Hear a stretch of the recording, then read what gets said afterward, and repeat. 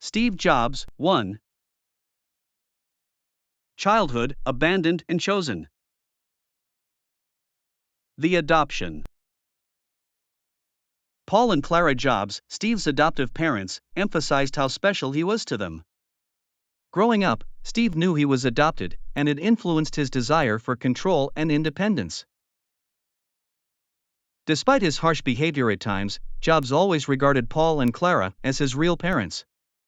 Their support and encouragement led to his success. Joanne Schiebel, Steve's biological mother, had specific requirements for his adoption. She wanted him to be adopted by college graduates and have a savings account for his education. Steve's biological father, Abdel Fattah Jandali, was a Muslim from a prominent Syrian family. His biological parents' background and culture also influenced Jobs' upbringing. Silicon Valley.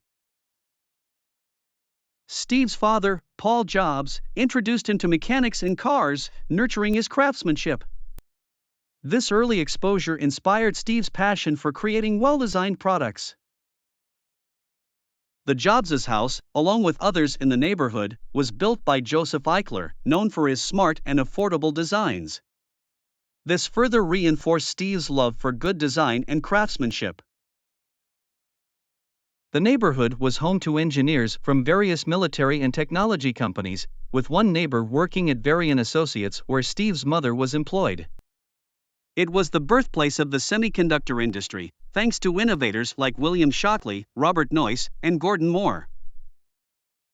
Steve's growing fascination with technology eventually led to a realization that he was smarter than his parents. This made him feel detached and different, reinforcing his sense of being special. School. Jobs' rebellious streak emerged early on, and he found school boring. He and his friend entertained themselves with pranks. Jobs' parents believed the school was at fault for not stimulating him. In 4th grade, he found a passionate teacher who encouraged his learning. Despite being bullied, Jobs' interest in electronics grew. He even contacted Bill Hewlett, co-founder of HP, for electronic parts. In high school, Jobs' intellectual horizons expanded. He developed a love for literature and continued to explore his passion for technology. Despite clashes with his teacher, he continued to experiment with lasers and light shows. Jobs' unique attitude and disdain for authority were evident in his electronics class. Odd couple, the two Steves. In the early 1970s, Steve Jobs and Steve Wozniak met in a class at McCollum High School. Their shared love for electronics, pranks, and music brought them together. Wozniak was a loner, fascinated by electronics from a young age. He won a local contest with a calculator he built featuring over 100 transistors.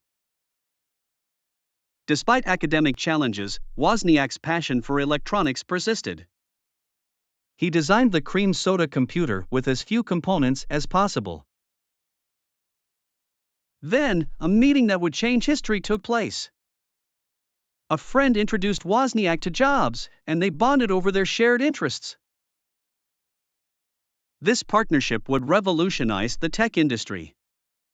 It all started with two friends who shared a passion for electronics and a love for pranks. The Blue Box. It all began with a discovery by Wozniak. An Esquire article detailing how hackers used tone replication to make free long-distance calls. John Draper, a hacker named Captain Crunch, played a central role. He used serial toy whistles to mimic phone network tones. Jobs and Wozniak initially used analog equipment to replicate the tones. But they couldn't quite fool the phone company. Wozniak built a digital blue box. They called a number in Los Angeles and celebrated their success. They also pranked the Vatican and others. But the Blue Box journey ended abruptly at a pizza parlor when they encountered a gunman. The Dropout, Turn On, Turn In. In his senior year of high school, Jobs began dating Chrisanne Brennan and moved to a cabin in the hills. His rebellious streak led him to engage in activities like dressing up in costumes to make money for a new car. He later wore full-body costumes as Alice in Wonderland characters. Reed College. Despite his parents' commitment to him attending college, Jobs contemplated not going or selecting an expensive private liberal arts school, Reed College. Jobs' spiritual exploration and Zen Buddhism became integral to his character.